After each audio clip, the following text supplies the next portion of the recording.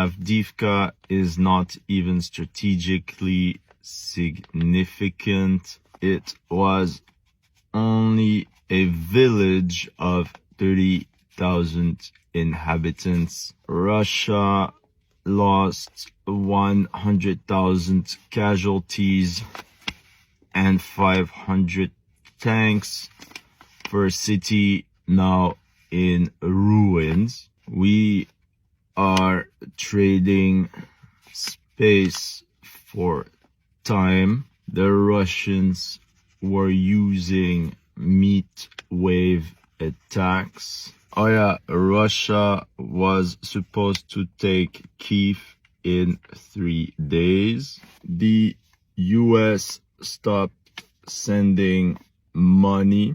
The US and Europe stopped sending ammo. Russia could not even encircle the city. General Zaluzhny was fired, and it affected the morale of the army. The Russians used their old Soviet maps, and they were lucky to find a pipeline.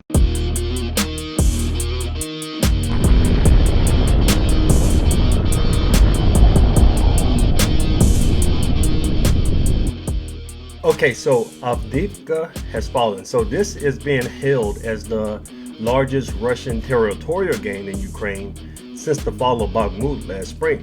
So this was one of the biggest cities on the western edge of the Donetsk region, those contested regions in eastern Ukraine. So this victory gives the Russians another major checkpoint in their slow grind westward towards the Dnieper River as they grind up, basically slowly grind up and attrit the Ukrainian army and the NATO resources, the billions of dollars and euros that they're pouring into this war, just being grounded up. The media's coping on this whole issue. They're upset about it, just like they coped very hard on Bakhmut, as they were talking about, oh, the Ukrainians, they're making a final stand on Bakhmut. This is so important. Look at this courageous stand. They're sending their elite forces down there. They got armored brigades. They got special forces down there. Then after they lost and retreated, ran off from Bakhmut. Oh, no, this city wasn't important to begin with. The Russians lost a zillion troops to capture a meaningless city. And now we're starting to hear the same thing. We're starting to see the same headline. Oh, Avdiivka didn't mean anything at all. Well, of course, Ukraine sent spec ops down there. Of course, they sent tens of thousands of troops. They were taking troops from other locations throughout Ukraine and sending them to Avdiivka because it was so important. But after they retreated and ran off, oh no, this city wasn't important at all. The Russians just wasted resources, they wasted time, and lost a gazillion troops. Last time it was a zillion, now this time it's a gazillion troops to take a meaningless city. This is the media coping. They're calling it a withdrawal. If you look up Western media, you look up all these places like New York Times, CNN, CBS, they say the Ukrainians have begun a withdrawal from Avdiivka. They just decided, okay, this city is irrelevant. Let's just pull out, and then we'll allow the Russians to take the city because it doesn't mean anything. This is the sentiment from the West. But if you look up these same news outlets a year ago, oh, this city is one of the most important places over there in eastern Ukraine.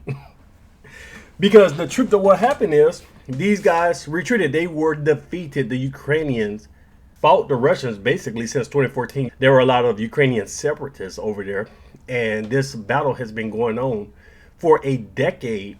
So the Russians came in and intensified it back in 2022. And this has been a 2-year fierce battle, and Ukraine has been defeated. They've lost tens of thousands of troops in there. Russia lost thousands of troops also. But these guys have lost thousands of troops, burned up so many resources, and they lost this key city. But the media can't accept it because they thought that Russia was trash, or at least they pushed that sentiment. And they thought that these magical weapons that the West sent was just going to change the things on the battlefield, and it doesn't. Some of the things they're saying, well, the Russians, they have too many people, they have too many men, they have conscript that's pulling men out of prison, and they're just sending meat wave attacks. And these meat wave attacks, they're not really working effectively because Ukraine hits them with drones. It's literally the opposite. I talked before about the press gangs, how the Ukrainians forcibly take people, kidnap them basically, and force them to join the Ukrainian army and send them out there with very little training, maybe a week, a couple of weeks if they're fortunate they get that. And the Russians are perfecting the art of drone usage in modern warfare. We're not talking about those gigantic Reaper drones that the U.S. uses in the Middle East against third world countries. We're talking about small, cheap drones that have been used against this overpriced Western equipment. So why did the Ukrainians really lose the Battle of Avdiivka? Because the Russians are better. The Russians are just a better military in every way possible. They have superiority in the air. And the reason why they have it, because they have better aircraft. The Ukrainians have hardly any. They got some old Soviet aircraft. But the U.S. sent the Patriot system over there. And here's the thing about the Patriot system. The Patriot system has been helping the Russians. That was a bad idea because the Russians have these hypersonic missiles that the Patriot system is not equipped, it is not built to counter, because these things change direction in mid-air, mid-flight, and the Patriot systems can't calculate the trajectory of these missiles. But what the Russians have been doing is using the Patriot to make this hypersonic missile better. Okay, we need to make these type of adjustment. Okay, let's try it again. Make this and that adjustment to make it even better against the Patriots and these Western anti-air system. So the Ukrainians, they have Patriots. Some of them have been destroyed already, but they're not helping them in stopping the Russians from having air superiority. Also, the Russians, they have enormous superiority on the ground. You're talking about with artillery. I mean, what, a 10-to-1 ratio? The U.S. ran out of artillery shells and started giving them cluster munition. It's a complete rout when it comes to artillery. The Russians are firing tens of thousands of shells a day, and the Ukrainians are now rationing the amount of shells. They're lucky to get off a few dozen shells in a day, and soon they're going to be completely depleted because the U.S., they've learned, oh, we can print money, but we can't print artillery shells. It takes years, especially since the U.S. production capability has been downsized tremendously over the last few decades to fight these Middle Eastern wars while also making maximum profits. But they need years in order to ramp up production to be able to even match with what the Russians are doing.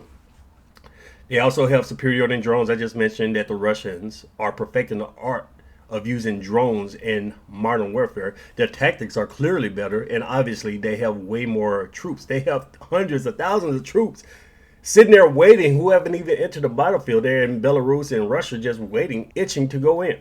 We're going to look at this news clip here for an update, a Western outlet, because that's what most of us watch. So we're going to show a Western outlet source to see some of the stuff going on over here in Avdiivka.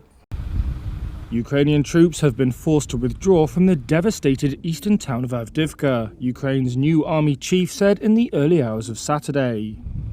That's paved the way for Russia's biggest advance since May 2023, when it captured the city of Bakhmut. General Alexander Syrskyi said the withdrawal was to avoid being encircled by Russian forces and to, quote, preserve the lives and health of servicemen. Capturing Avdiivka is key to Russia's aim of securing full control of the two provinces that make up the industrial Donbass region. It could also hand President Vladimir Putin a battlefield victory as he seeks re-election next month. The announcement also comes as Ukraine faces acute shortages of ammunition, with US military aid delayed for months in Congress. The loss of the town, therefore, may give President Volodymyr Zelensky a stronger case to ask the West for more urgent military aid. At the Munich Security Conference on Saturday, he said an artificial shortage of weapons was strengthening Putin's forces on the battlefield. He called for additional packages of weapons and air defenses. Do not ask Ukraine when the war will end, he added. Ask yourself, why is Putin still able to continue it?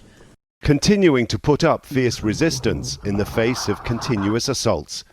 These images, reportedly recorded on Friday, show some of the last Ukrainian defenders of Avdiivka before their retreat. The largely ruined town is strategically important to both sides, located close to the Russian-controlled city of Donetsk. But the Ukrainian defenders have gradually found themselves pressed from three sides, with an increasing danger of being surrounded.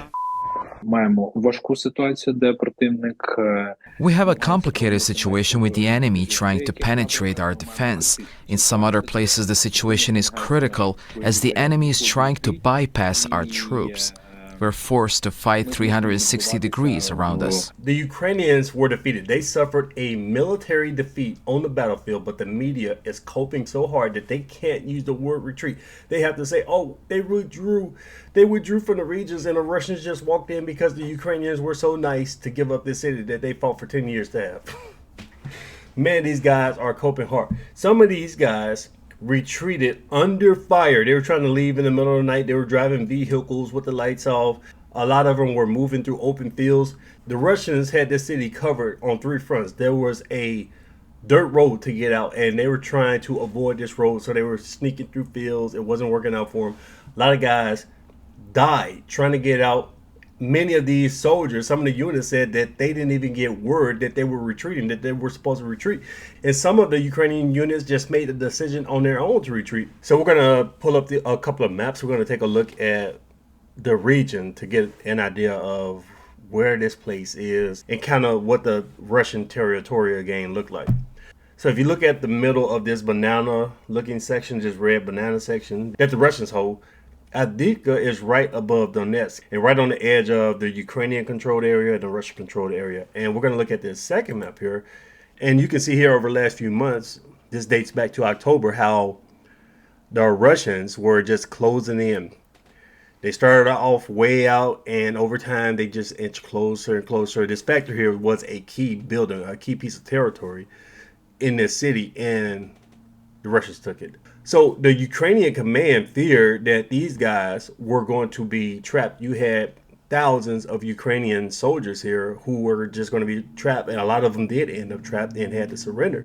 But you can see this opening west. A lot of these guys tried their best to flee. These guys were literally running for their lives. Retreating under fire is an extraordinarily difficult maneuver to pull, and something that the U.S. Army hasn't done too much because they spend all their time fighting third world countries who can't fight back effectively against the type of power that the U.S. military has.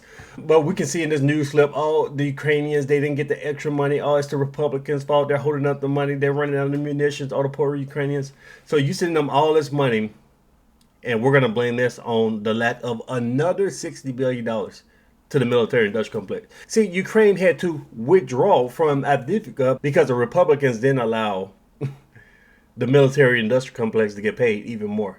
We wanted another $60 billion to go to Lockheed, Raytheon, General Dynamics, etc. What happened to all that fancy equipment you sent them to begin with? What happened to, oh, we only spent 5% of our budget. The Russian army is halfway destroyed. Oh, Putin is sorry. They don't know what they're doing. These Russians are idiots. They're driving vehicles into open fire. All these fancy weapons, the Stingers, the HIMARS, all this stuff that you had the media bragging about, these game changers, the Storm Shadow, the Leopard 2, gone. Most of that stuff is destroyed or sold off to the black market, but they don't want to talk about that part. So all that fancy Western equipment, plus all that money, billions and billions of US dollars printed, and billions of euros, gone. A lot of people got rich off of it. We have tens of thousands of dead Ukrainians from this battle alone. These guys sat there and sacrificed their lives for a rich man's war. People who run these companies, people who are the bigwigs in these companies, who are lobbyists in D.C., who are bribing officers in the U.S. military. But we don't want to talk about that either because the U.S. military is perfect and no corruption at all. So all these guys are getting rich, but they're sending everyday normies, Ukrainian, out there to be their cannon fodder to die in a pointless war. Crazy, man. And when enough of them die and when they can't hold these cities anymore, the media goes, oh, Russia's trash, but we need $60 more billion. We only used 5% of our budget and destroyed half the Russian military, and they're sorry, and their tanks are from the 1960s and they don't know what they're doing, but we need to print more money. It's crazy. How can you say both? How can you say Russia is the sorriest military, they're completely overrated, the equipment is decades old, they don't have training, they don't have leadership, they have people from prison and conscripts who hate Putin? How can you say all of that but then say, oh, well, the Russians are so powerful that we need another $60 billion on top of the $100 and some billion that we already gave them? And if you don't give us a $60 billion, we're going to lose. How can people not see through these lies, man? Just blatant lies. So the Ukrainians are still begging for more money. Zelensky just made another field trip to Germany, France, somewhere else in Europe. Asked for more money, saying, see, we just got beat again. We need more money. Please give us more money. Russians are so trash, but we need more money. We're still getting beat. Yet another major loss for the Ukrainians. And the U.S. tactics, their battlefield tactics, they're giving the Ukrainians intelligence, surveillance, training, telling Ukrainians how to fight, where to go, what to do. And it's failing. It's failing because the United States, for the last few decades, the leaders in the United States, they're accustomed to fighting third world countries. They're accustomed to beating up on guys in the Middle East. And they don't know how to wage war against a power like Russia. So they can keep pushing that propaganda, talking about, oh, it's the most powerful army in history, but I think it's overrated. I think NATO is a paper tiger, completely overrated, and I can do a breakdown of exactly why, but that's a different video. But they were overconfident. The U.S. was overconfident and arrogant. We'll just throw money at the problem, the Russian problem. Putin bad, let's throw some billions of dollars at it, and we're so great, we're so powerful that we can use the Ukrainians as our proxy, and we'll beat the Russians, and that was a failure. So you have tens of thousands of dead Ukrainians. In Avdiivka, there was a battalion of 300 and some men in Ukraine doing a withdrawal. Their commander abandoned them. They were trapped there, and I guess they ended up surrendering, but we don't know. But let me know what you guys think about this whole thing. Leave me a thoughts below, share the video. Thanks for watching.